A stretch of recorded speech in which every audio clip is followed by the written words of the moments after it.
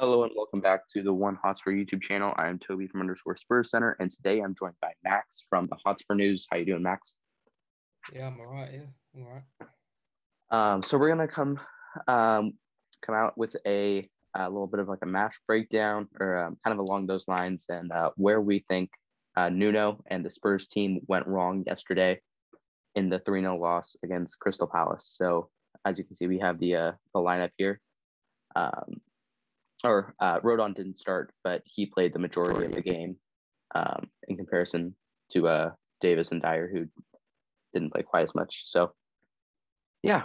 But anyway, let's get right into it. So, where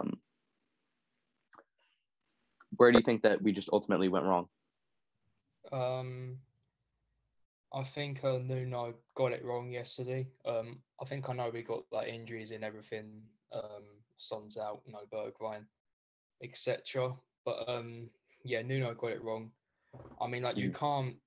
I mean, Crystal Palace have scored 2 goals in their first 3 games, and you're playing 3 defensive midfielders against them. Like Yeah. that doesn't work at all. Like I know we've only scored 3 goals, but let's be real. Like we should have scored more than one against City. And Hmm. Watford, we scored at least 3 goals. We had a bunch of chances, but yeah, Crystal Palace, they've scored 2 goals in 3 games, and we're playing 3 defensive midfielders. Like it was too negative yesterday. Yeah. Way too negative. Yeah, I completely And I agree. think it was almost like a reality check. Like I knew this type of result was coming. Like it was always nice to be top of the league. Like I think fans have learned from their mistake last season and got like a bit too gassed when we were top of the league in December. I don't think like as many fans like got excited about it this time. But yeah, like I was expecting like this type of result to come. Like I just wasn't expecting it to happen against Crystal Palace. But Hmm. yeah, um, yeah, I guess it's like a reality check if anything. Yeah. So, as you were saying, with the three defensive mids, like that was just a mistake. But I just wanted to show what I think Nuno was going for. When we played these three in the back and they were playing a 4-3-3, you can see the width that's open. So I think he was expecting Reguilon and Emerson to be able to get forward more, and then for Winks or Højbjerg or Dele or whoever to play those passes. Unfortunately, I don't think Nuno's been at the club long enough to know that Harry Winks would much prefer a pass sideways to Skip or back to Rodon in this kind of situation, because he just does not play the ball forward. And we saw that again yesterday. And apologies for Emerson in the Barca kit, but they haven't uploaded him in the Spurs kit yet. So, um, yeah. But I think it was just the passing from Winks in particular, but also a little bit from Skip. There was a lot of occasions where Emerson was getting forward after I forget the name of the Crystal Palace left back. I had pushed up, and we were getting the ball in these types of areas, but we were just refusing to hit the long ball up to him. And I think Emerson didn't have a great debut for us, but I think if we had hit him a couple more times out in these types of areas, he would have been able to link up with Kane and Lucas and maybe even Dele, making those late runs in the box that we've gotten used to. But we just didn't. And so we found ourselves in positions like this. Winks plays a sideways pass to Skip, who plays a sideways pass to Højbjerg. By that time, the entire Crystal Palace team essentially has gotten back and marked up on everyone. And then all we could do was play sideways and then play a ball into Kane, and Kane loses it. So I think ultimately I think that was our biggest mistake yesterday. But what were your thoughts on Winks and the midfield? It was just one plan, like you said earlier. Pass it sideways, keep passing it sideways, play up to Kane, and hopefully we scored. Like that was our only Mm-hmm. plan. There was no plan B. And like you said, like the tempo was way too slow. It was like it was like the Watford game, Mm-hmm. except that Watford didn't even try to attack. It was basically the same match, but the only difference was that number one, we had actually better players for that game, and number Mm-hmm. two, Watford didn't even like try and score a goal, whereas Palace were pushing forward. And because we were Mm-hmm. so slow, like you said earlier, like it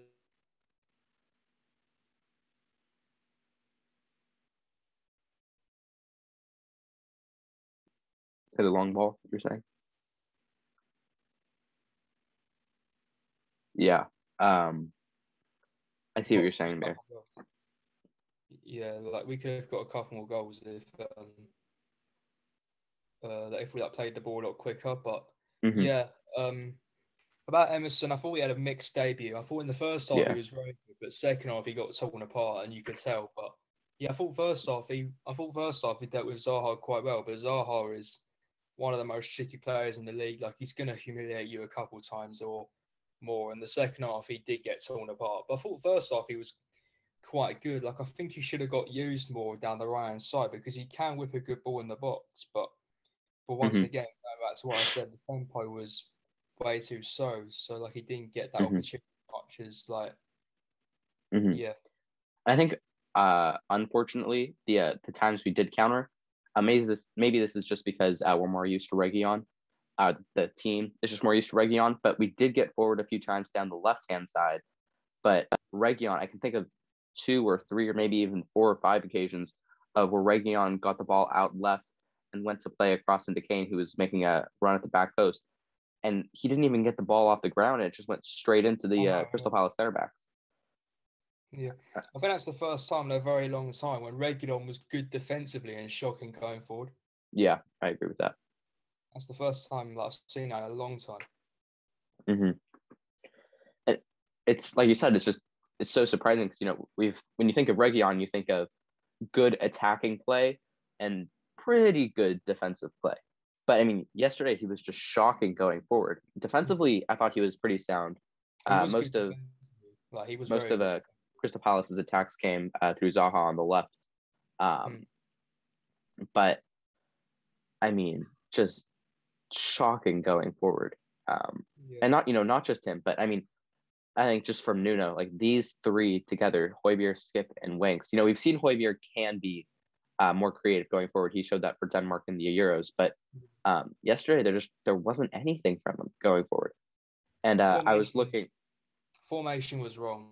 Like yeah, simple as that because number one, Lucas can't play through the middle. Like he can play through the hmm, middle. Saw that last season. But yeah, he's 10 times better on the wing. 10 times better. mm, And you saw that when he came on against Watford. Like as soon as he came on, momentum changed ASAP. Like within hmm, 2 minutes, like down the right hand side, nearly got an assist within 2 minutes after coming on. Like I mean, like last season, Lucas was pretty good in the cam position, but you can tell he's way better on the right wing, and him and Kane up front don't work together. But I think the oh, main mistake was the three defensive midfielders. Like that was a hmm, big mistake against the Crystal Palace team who scored 2 goals in 3 games. It's poor hmm. formation. I think the Yafa Tanganga red card came at the worst possible moment because I don't know if you saw, but Alistair Gold said at the time, like right before the red card happened, that Brian Hill was getting ready to come on, and it looks like he was likely going to be coming on for Winks. So I think if we had been able to make that switch and put Lucas back on the right, like you were just saying, where he's a lot stronger, a lot more comfortable, and then we get back to this lineup with the midfield three who's used to each other in possession, it would look like that, and then out of possession, Deli could get back to the left side of the midfield three. I think we could have gone forward in that game, and I think at the time, oh, I'm forgetting what the score was when Tanganga got the red card. Um, it was still 0-0. Yeah, so I think we totally could have gone forward and grabbed a goal, snuck out of there with a 1-0 win or a draw even I would have taken. Mm. But just like such awful timing. And then Nuno, I don't understand. We have three subs to use, and he only used two, and one of them was to replace Tanganga or replace Winks to replace Tanganga because of his And red it was card. the man who gave away the penalty as well. Yeah. By the way, what awful. Like, why would Davis put his hands there? Like, that was just such a mistake. Was I don't. Ben Davies.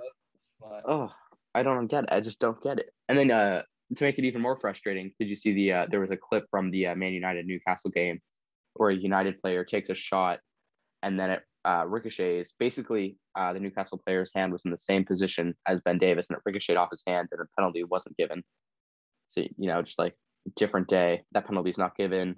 They don't get the 1-0 lead, and then maybe we hold out for a 0-0 draw, which I mean, obviously should be our goal when we're playing Crystal Palace. But regardless, like Palace deserved the win, mhm, regardless.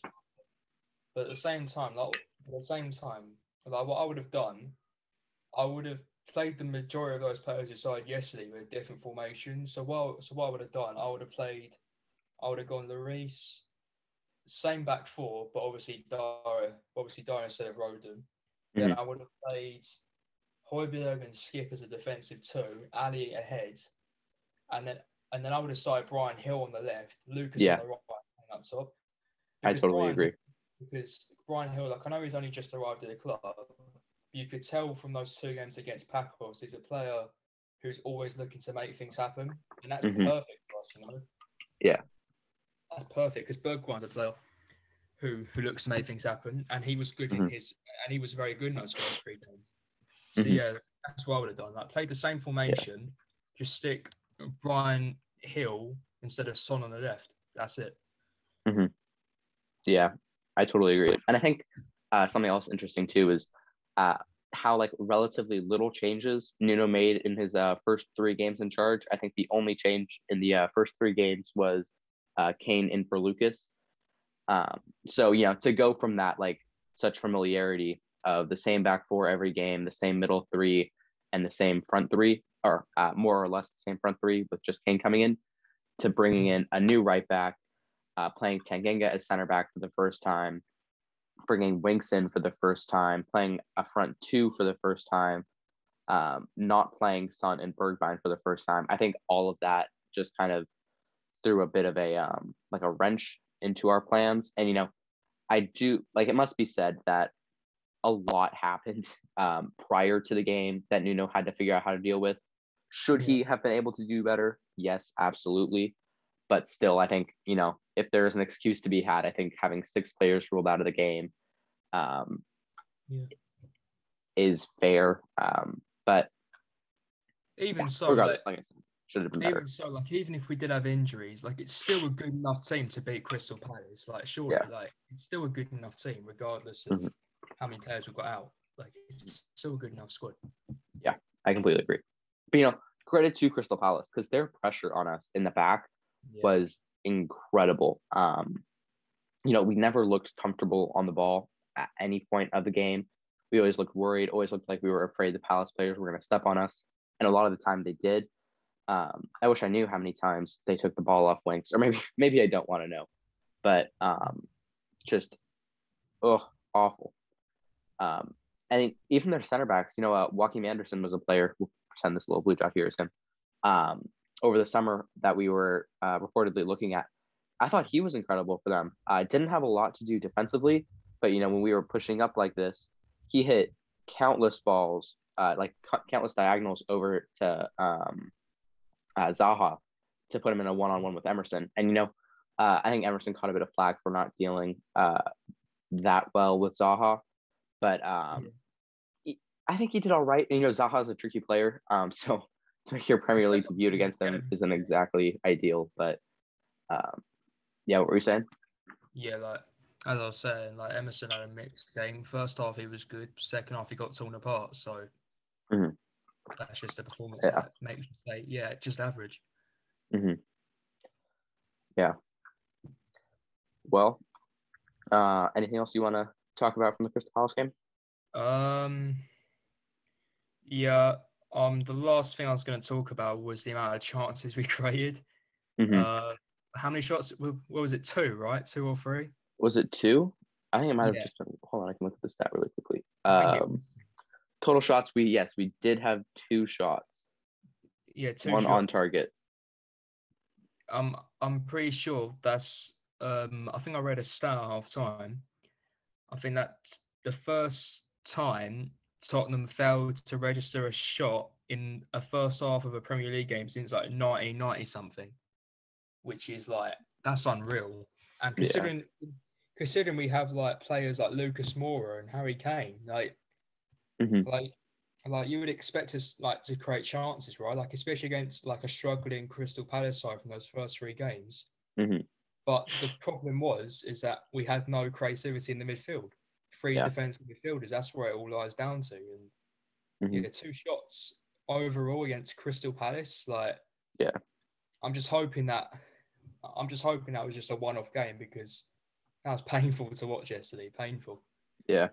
And you look at the stats of our last few games, and like we said, there was a lot of injuries. But against Man City, we created 13 shots. Yeah, so there you go. 13, almost 7 times the amount that we did against Crystal Palace. Like, that's just embarrassing. I mean, beautiful performance against City, but against Wolves, we had 8 shots, against Watford 9 shots. So it's just like that. I hope that this, if anything, this game is a learning experience for Nuno, in that these midfield three can never start again together. It just cannot happen, especially when you're not going to be playing a front three as well. Dele, who's struggled with his creativity recently, it's just such a massive mistake, in my opinion. So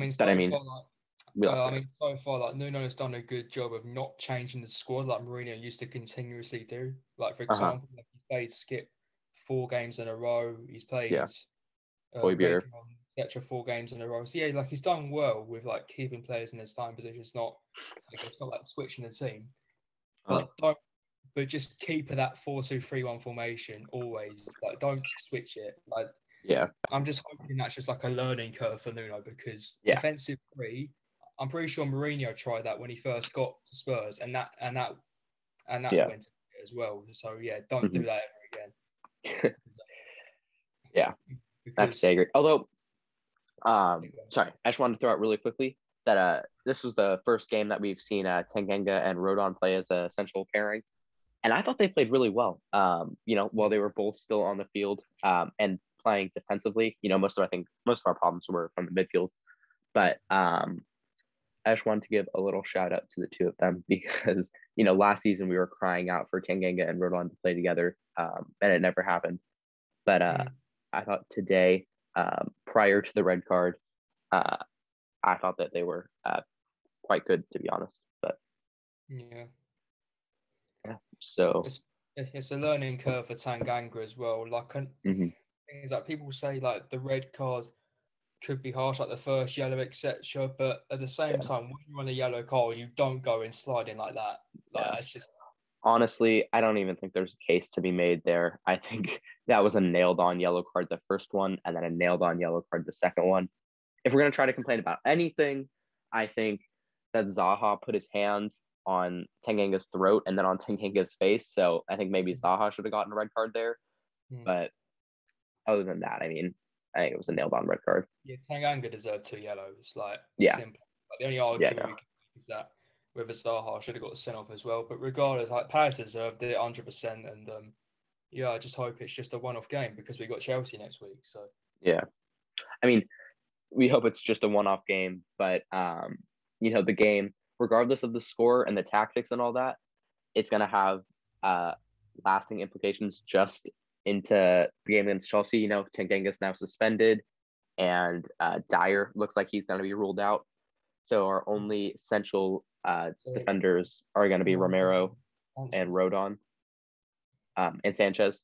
So we're going to have to play 3 defenders who've never played together. I think maybe Sanchez and Rodon have played together a few times, but I think it will be Sanchez and Rodon. Like, you can't bring Romero against Chelsea straight away. Like, you can't do that. Like, I'd say play him in the Conference League on Thursday.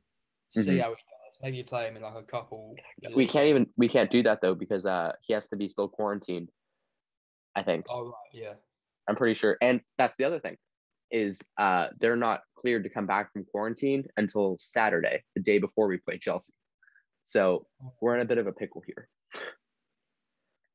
Right. But I think it'll be Reguilon on the left.